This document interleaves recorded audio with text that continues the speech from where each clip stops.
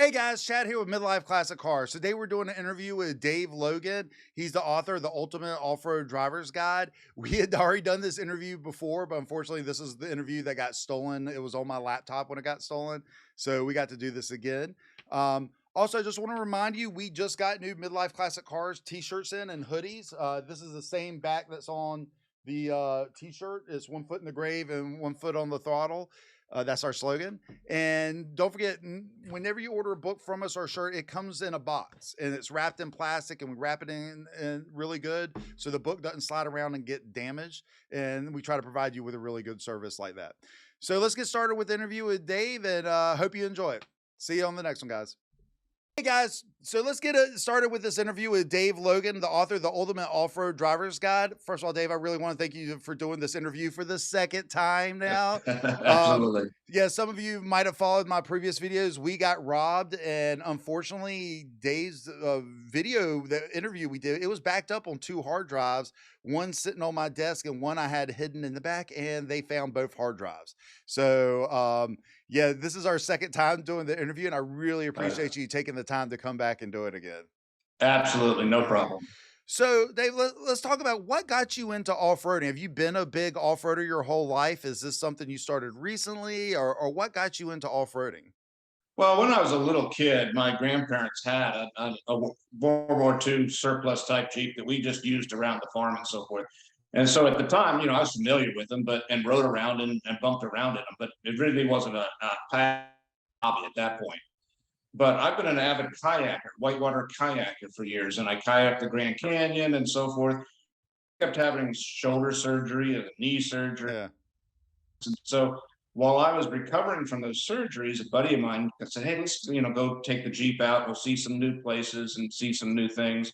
And so I kind of ended up doing more with the Jeeping and the off-roading than I did with the kayaking. It was a lot less painful, especially if you do it right. And so it was just kind of a transition. And once I got into it, I realized, wow, you can really go some cool places, see some great scenery. Hmm. And what was a little surprising was that I met some really cool people, great people, That's people that I awesome. enjoyed being with. And so, that's kind of how it evolved, and been doing this for 30 years now. So, Wow. yeah, I have got some lifelong friends through this. And for understand, you've also at one time were operating an off-roading school that's on hiatus right now because of a new job position you have, but you've run an Right. off-roading school.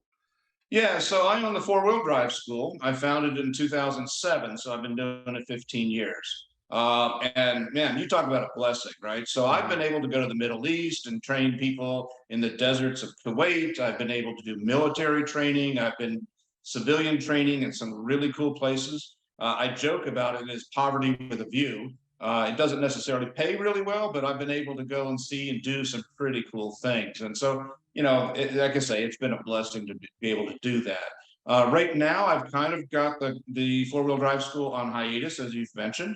I have relocated to Pensacola, Florida, for a new career position.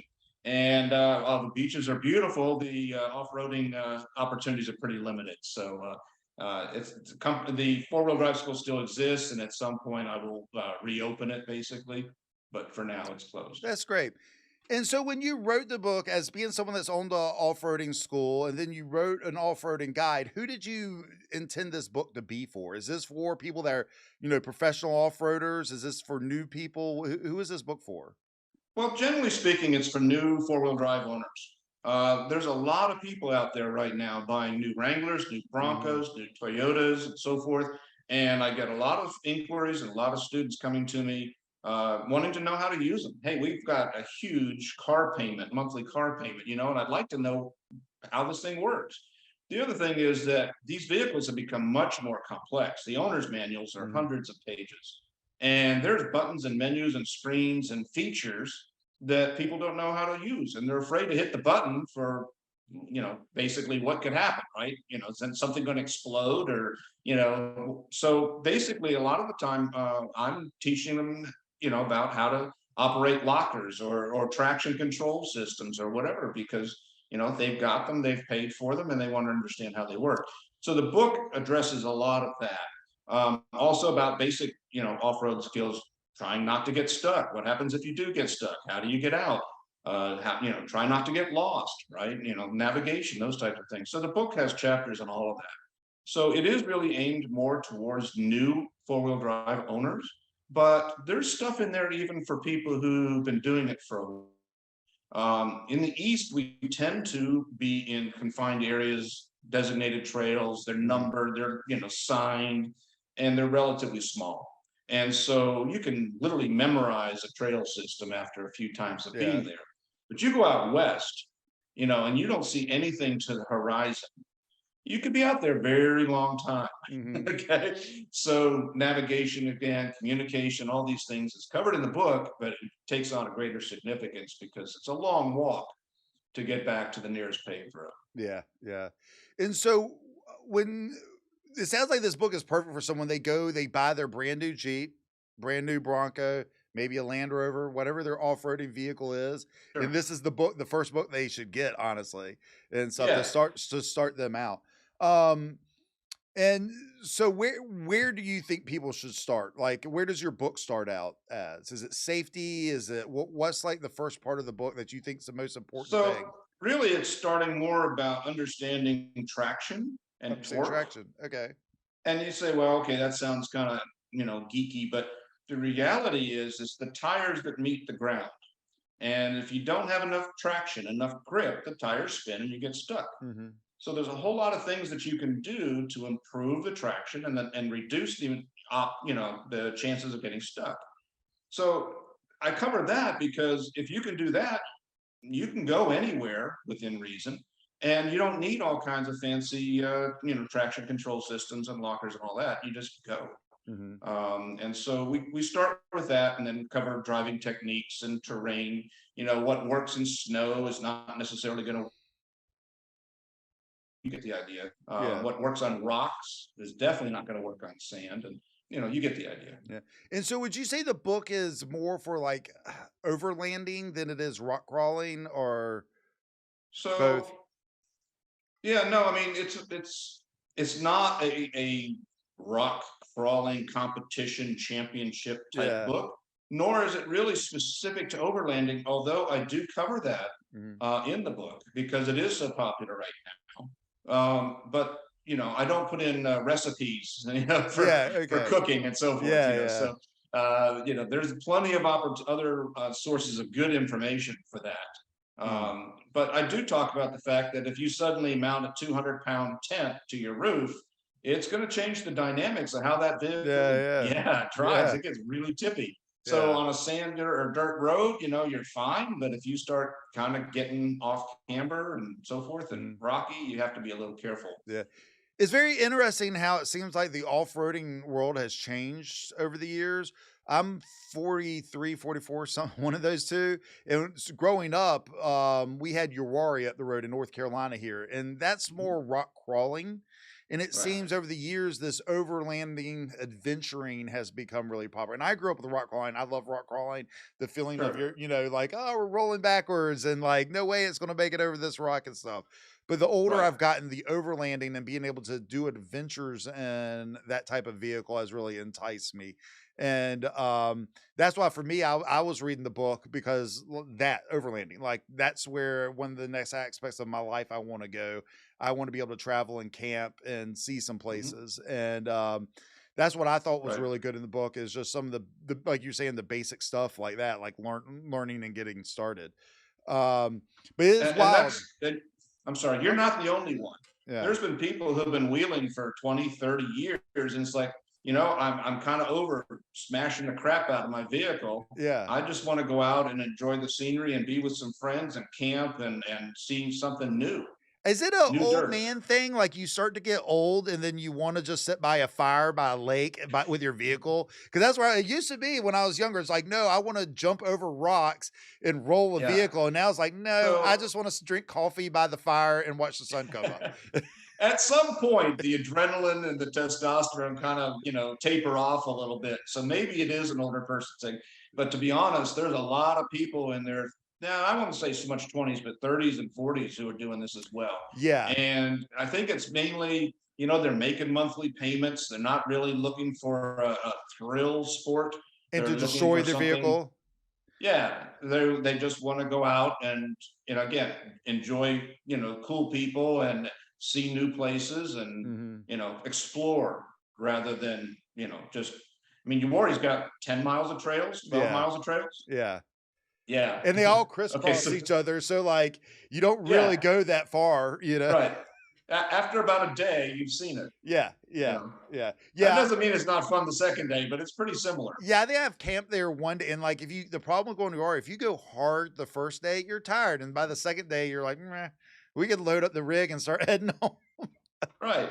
Yeah, but, So, yeah, the overlanding's really something that I've been getting more interested in, and then I was in Arizona this year, and just to see like, that's what you see, like, North Carolina, you see rock crawlers everywhere, and then you went sure. out there, and it's just, like, overlander after overlander, and it was really neat to see, and someone I like seeing people get outdoors. I've grew up mountain Hmm. biking, rock climbing, I Right. love being outdoors, so as long as people are being respectful to the trails and being respectful to other people, I love seeing people getting into overlanding and everything like Yeah. that.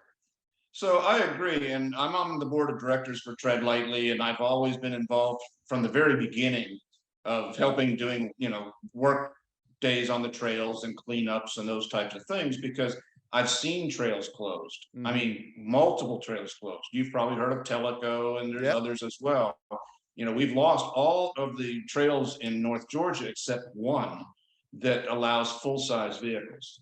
And so, with that history, I realize what we can lose. But there's Mhm. a lot of people who are coming into the sport, the hobby right now, who don't realize that history, and that's fine. Mhm. But they don't realize the consequences of what they're doing. So if they're spray painting graffiti and they're drinking and they're throwing trash and they're doing all these things, the Forest Service or the land manager, whoever it is going to just close the gate, Yeah. lock the gate. They don't have the time or the money to go and clean up after people and Mhm. remove graffiti and pick up the beer cans. Yeah, and that's funny. That goes into so many things outdoors because, like I said before, I used to be a big time rock climber, and I've Mhm. seen like routes and areas close because Right, people could not come in and respect the environment they were in and right. leaving trash. Like I'm the type, and I'm lucky to have the type of friends that when we go out, we take trash bags and we carry trash, we Sure. pick up trash.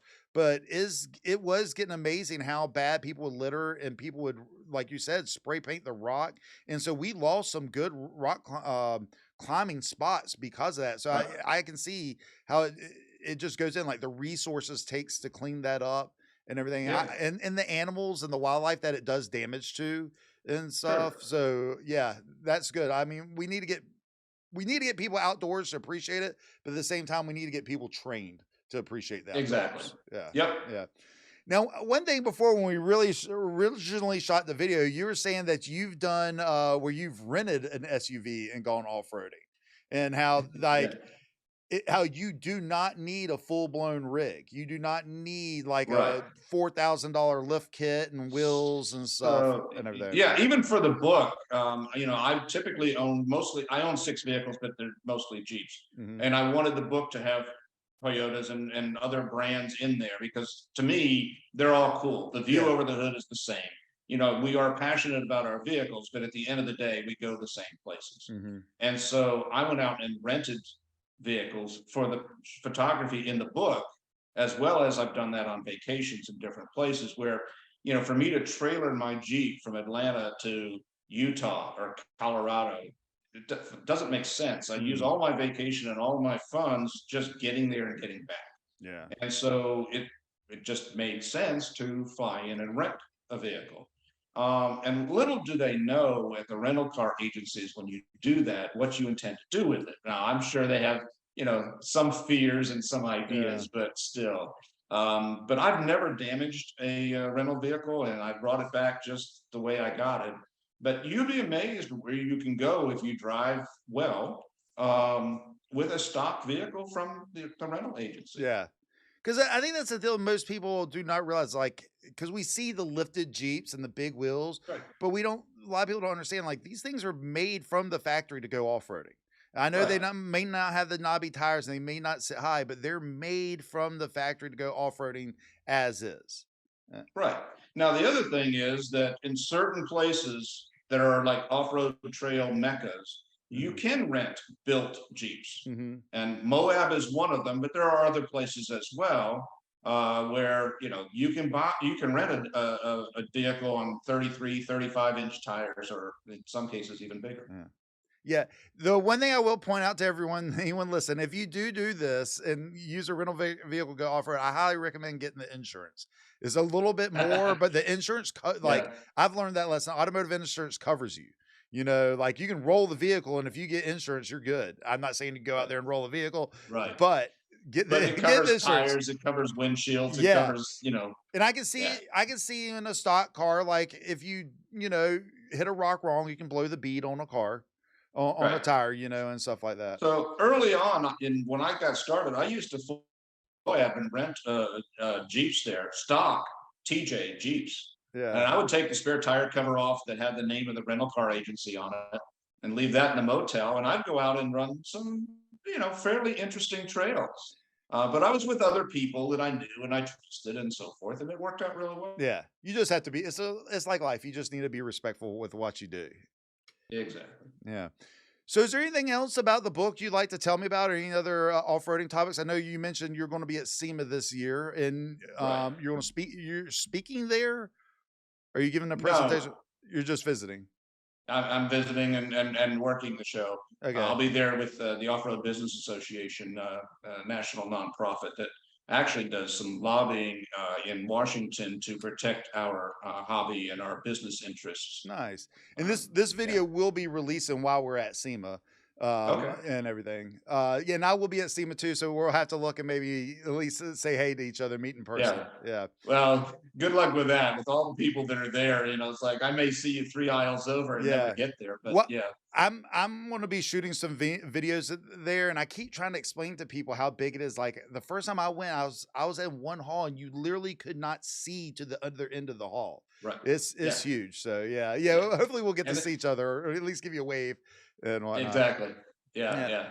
All right. What, like I said, is there anything else you want to plug or tell about the book or No, anything? I mean, not really. I mean, the book kind of, it has a variety of chapters covering a variety of topics. It's up Mhm. to date, so it covers the latest, ADAS equipment on the cars and so forth, and 360 cameras and, adaptive, assistance systems and so forth. So it covers a lot more than, the older books that didn't, when that Yeah. technology didn't exist. Yeah. A lot more push button, menus going on right A now and lot so more technology than the older stuff. yeah, yeah, Yeah. exactly. Well, that's great. Dave, I really appreciate you taking the time to do this interview for a second time with Sure. us. I really appreciate that and everything. Yeah, And yeah, I think anyone that's getting into off-roading, this should probably be your first book. This should be the yeah. first one to teach you how to get out there and, and start doing it correctly, and let you know you don't have to go crazy and everything.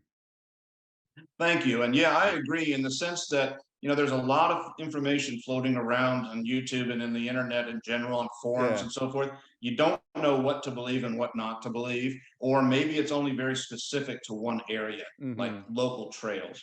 And Hmm. so the book is a lot more broad, and it's based on 30 years of experience. It's kind of tried and tested. And so it's a reliable source of information. Awesome. And you can check that out at Midlife Classic Cars. Absolutely. All right, Dave. I appreciate it, and I hope everybody enjoyed Thank the you. interview. Have a good one. All right. Take care. Bye. Thank you. Bye bye. Bye.